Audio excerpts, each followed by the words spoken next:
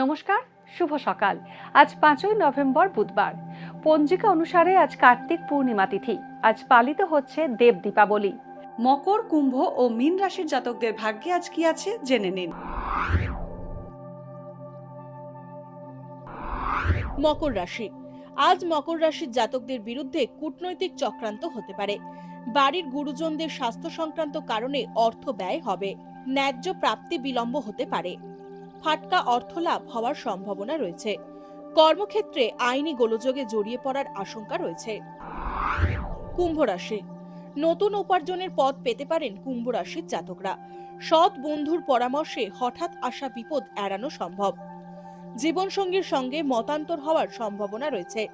ভ্রমণে গিয়ে বিপদ হতে পারে। ইঞ্জিনিয়ারিং, ফাইন আর্টস, টেক্সটাইল বিভাগের কাজের সঙ্গে যুক্ত ব্যক্তিরা উন্নতি করবেন। মীন রাশি।